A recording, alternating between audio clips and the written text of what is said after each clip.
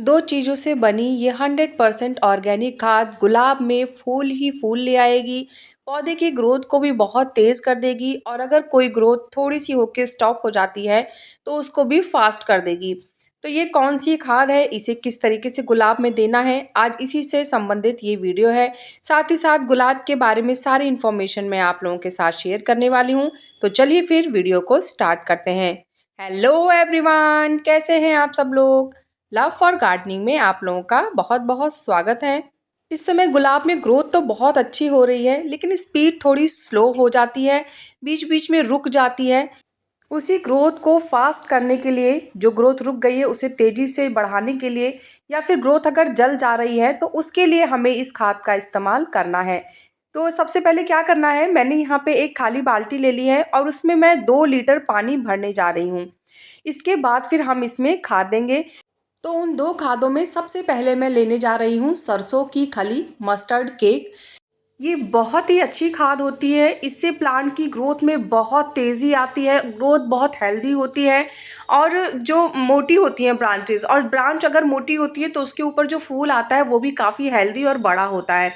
तो ये होता क्या है, मस्टर्ड केक मतलब जो सरसों होती है, तो जब ये मशीन में तेल निकालने के लिए जाती है तो उसमें वेस्ट जो होता है वो सरसों की खली होती है। और ये गाय भैंसों को अक्सर चारे के रूप में मिक्स करके दिया जाता है। और अगर आप इसको प्लांट को देते हैं ना तो फिर प्लांट में इतने मतलब इतने आश्चर्यजनक रिजल्ट आपको मिलेंगे। अगर अगर आप इसको खरीदना चाहते हैं तो आप मुझे बताइएगा, मैं कोशिश करूंगी कि मैं आप लोगों तक ये पहुंचा सकूं, क्योंकि बहुत ही बढ़िया खाद होती है। खाली गुलाब ही नहीं, आप बहुत सारे पौधे होते हैं सर्दियों के प्लांट्स, तो आप उनको दे सकते हैं। बस ये थोड़ी गर्म खाद होती है तो इसलिए गर्मियों में इसको बहुत कम इस्तेमाल किया जाता है, लेकिन सर्दी में तो बेझिझक आप अपने प्लांट में दे सकते हैं। तो मैंने यहाँ पे 2 लीटर पानी में 2 मुट्ठी सरसों की खली का इस्तेमाल किया है। उसके बाद फिर मैंने यहाँ पे लकड़ी की राख ली है, 2 चम्मच। तो लकड़ी की राख में भी बहुत सारे ऐसी चीज़ें पाई जाती हैं। सबसे ज़्यादा तो ये मिट्टी के अंदर के फंगस को ख़त्म करता है, इंसेक्ट को प्लांट से दूर रखता है। उसके बाद इसमें पोटेशियम होता है, तो फूलों के साइज़ बड़े होते हैं, फूलों की क्वांटिटी बहुत ज़्यादा आती है। तो ये हमारे प्लांट के लिए बहुत ही अच्छी होती है एज ए फंगीसाइड, और फूलों के लिए भी। इन दोनों को अच्छे से मिक्स कर लेना है। मिक्स करने के बाद अब हम इसे ढक के किसी ऐसी जगह पे रखेंगे जहाँ पे डायरेक्ट धूप ना आती हो, लेकिन एकदम अंधेरा भी ना हो, जैसे छांव वाली कोई जगह हो, वहाँ पे आप इसे रख सकते हैं। इसको रखना कितने दिन है, चलिए अब इसके बारे में बात कर लेते हैं। तो इसको आप कम से कम 3 दिन और ज़्यादा से ज़्यादा 1 हफ्ता, इससे ज़्यादा नहीं रखना है। 1 हफ्ता से ऊपर नहीं होना चाहिए और 3 दिन से कम नहीं होना चाहिए। तो मतलब जब बहुत ठंड पड़ती है तो हम इसे 1 हफ्ते तक रख सकते हैं, और हल्की फुल्की ठंड है तो आप 3 दिन तक ही इसको ढक के रखें और उसके बाद इसका इस्तेमाल करें। तो मैंने यहाँ पे 3 दिन के लिए ही ढक के रखा है, क्योंकि अभी फ़िलहाल बहुत ठंड नहीं पड़ रही है। पर अगर आप इसका गर्मी में इस्तेमाल कर रहे हैं तो फिर आप इसको सिर्फ 2 दिन के लिए ही भिगाएं, 2 दिन से ज़्यादा नहीं भिगाना है। बीच बीच में इस खाद को चलाते रहें, सुबह शाम किसी भी टाइम पे। अब आज 3 दिन कंप्लीट हो गए हैं और अब मैं ये खाद देने जा रही हूँ। तो इस खाद को देने से पहले हमें सबसे ज़रूरी काम क्या करना है कि अपने पौधे की मिट्टी की गुड़ाई कर लेनी है। वैसे भी गुलाब के पौधे को ना गुड़ाई बहुत पसंद होती है, और साथ में अगर हम खाद देते समय इसकी गुड़ाई कर देते हैं तो जो खाद होती है वो काफ़ी तेज़ी से पहुँचती है और प्लांट की ग्रोथ पे बहुत अच्छा असर पड़ता है। तो मेरे जितने भी रोज़ के प्लांट हैं, मैंने अपने सभी रोज़ के प्लांट की मिट्टी की हल्की सी गुड़ाई कर ली है। और आप देख सकते हैं मिट्टी आपको हल्की सूखी और हल्की नमी वाली मिलेगी। मतलब जो गुलाब के पौधे होते हैं, खासकर जो सर्दियाँ आती हैं, तो ऐसे में बहुत ज़्यादा पानी अगर आप देते हैं ना तो उसमें फंगस लग सकती है। वैसे तो रोज़ को पानी बहुत पसंद होता है, लेकिन अगर आप ओवर वाटर कर देंगे तो फिर वो नुकसान भी पहुंचा सकता है। तो इसलिए जब आपको लगे कि ऊपर की मिट्टी हल्की सी ड्राई होने लग गई है, आप देखिए इस समय मिट्टी ऊपर से आपको सूखी हुई दिख रही होगी, लेकिन मतलब जब मैं गुड़ाई कर रही हूँ तो मिट्टी में हल्की सी नमी आपको दिख रही होगी साथ ही साथ। तो ये बिल्कुल सही समय होता है पौधे को खाद देने का भी और साथ ही साथ पानी देने का भी। तो आज मैं पानी ना देके पौधे को खाद दूंगी, तो इससे दोनों का काम हो जाएगा, प्लांट को वाटर भी मिल जाएगा और साथ साथ उसे फर्टिलाइज़र भी मिल जाएगा। अब जो खाद हमने बना के तैयार की है, इसको देना किस तरीके से है, इसकी क्वांटिटी कैसी होनी चाहिए, क्योंकि किसी भी प्लांट को जब हम खाद देते हैं लिक्विड खाद, तो उसको ना डाइल्यूट करना बहुत ज़रूरी होता है। अगर आप उसे डाइल्यूट नहीं करेंगे तो इससे क्या होता है ना कि प्लांट को एक साथ अगर वो हैवी डोज मिल जाती है तो प्लांट शॉक में जा सकता है, मर सकता है, बहुत सारी प्रॉब्लम्स आ सकती हैं। ये देखिए, ये मेरा वो वाला रोज़ का प्लांट है जो एकदम डेड सा हो गया था, ग्रोथ एकदम स्टॉप हो जा रही थी, जल जा रही थी, और अब आप देख सकते हैं इसमें बहुत अच्छी ग्रोथ हो रही है। तो इसकी कैसे केयर करनी थी, इसको किस तरीके से मैंने एकदम सही किया, इससे रिलेटेड वीडियो मैंने ऑलरेडी चैनल पे दे रखी है। अगर आपने नहीं देखी है तो मैं आई बटन पे लिंक लगा दूंगी, आप वो वीडियो देखिएगा, आपके प्लांट की ग्रोथ भी बहुत अच्छे से चलने लग जाएगी। तो देखिए, ये खाद मेरी बनके तैयार हो गई है, और अब इसमें हम कुछ डाइल्यूट करेंगे वाटर, और उसके बाद इसे प्लांट को देंगे। तो मैं क्या करती थी, मैं डेली दिन में एक बार ना इसको किसी भी जैसे डंडी की मदद से या किसी भी चीज़ की मदद से ना अच्छे से मिक्स कर देती थी, ताकि जो सरसों की खली है वो एकदम अच्छे से मिक्स हो जाए। सरसों की खली आपको मार्केट में दो तरीके से मिलेगी, एक पाउडर फॉर्म में मिलती है और एक टुकड़े टुकड़े फॉर्म में मिलती है। तो जो पाउडर वाला होता है वो थोड़ा महंगा मिलता है, और जो टुकड़ों में मिलती है ना वो थोड़ी सस्ती होती है। तो क्या ही करना है, पानी में घोलना है आपको।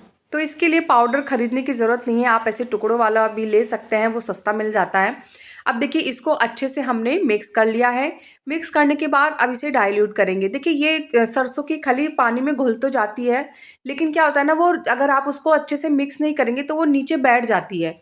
तो इसके लिए ना बहुत ध्यान रखना होगा कि इसमें इसको जब भी प्लांट को देंगे तो आप ऐसे इसको हल्का हल्का सा चलाइए, और उसके बाद ही इसे प्लांट में दीजिए। चलिए, अब इसको डाइल्यूट कर लेते हैं।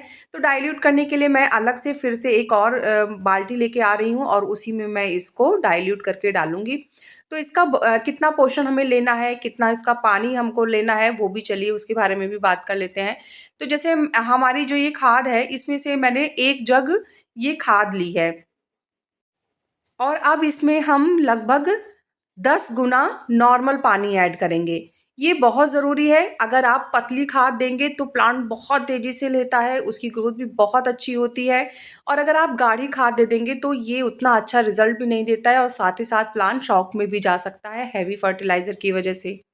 तो इसके लिए जो मैंने रेशियो बताया है उसका आपको विशेष ध्यान रखना है। अब प्लांट को ये खाद कितनी देनी है, चलिए इसके बारे में भी बात करते हैं, और कितने दिनों बाद फिर वापस इसे रिपीट करना है। तो इससे प्लांट को क्या क्या मिलता है, तो इसमें होता है protein, nitrogen, phosphorus, potassium, sulphur, magnesium. मतलब आप सोचिए कितनी सारी चीज़ें सिर्फ एक खाद में है। उसके बाद जो हमने इसमें सरसों खली के साथ साथ लकड़ी की राख मिक्स की है, तो उसमें भी हमें एज अ फंगिसाइड वो बहुत अच्छा काम करती है हमारे प्लांट्स के ऊपर। और उसके बाद उसमें भी पोटेशियम बहुत ज़्यादा पाया जाता है, तो उससे भी फूलों का आकार बहुत अच्छा होता है। और गुलाब के पौधे अक्सर देखिए फंगस से मर जाते हैं, तो फंगिसाइड के तौर पे हमने इसे राख दी है। और उसके बाद सरसों की खली से इसका ऑल ओवर जितना भी ग्रोथ होना होता है वो सब बहुत अच्छे से होगा। तो मतलब सिर्फ इन 2 खाद से प्लांट ऑल ओवर बहुत बढ़िया ग्रोथ करेगा, फूल भी देगा, और उसके बाद हेल्दी भी बना रहेगा। तो इसको देना कितना है, तो देखिए आप यहाँ पे लगभग 200 से 250 ml तक रोज़ प्लांट को दे सकते हैं। अगर पौधा ज़्यादा बड़ा है तो आप उसका जो क्वांटिटी है वो बढ़ा भी सकते हैं।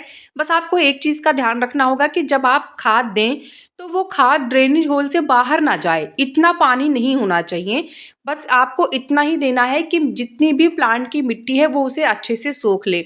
एक सावधानी मैं बता रही हूँ आपको, सरसों की खली जब भी आप प्लांट को दे तो उसके पत्तों पे ना पड़े, वो आप ऐसा डालें कि सीधे मिट्टी में ही जाए।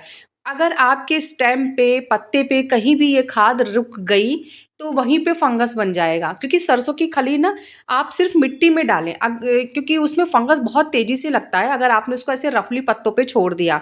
तो बस आपको इसका ध्यान रखना है। अगर आपसे गलती से गिर भी गया है तो आप क्या करें ना, नॉर्मल पानी लेके और शार करा दीजिए प्लांट पे, तो पत्तों पे, स्टेम पे, जहाँ पे भी वो रुका होगा वो अपने आप धुल के मिट्टी में चला जाएगा।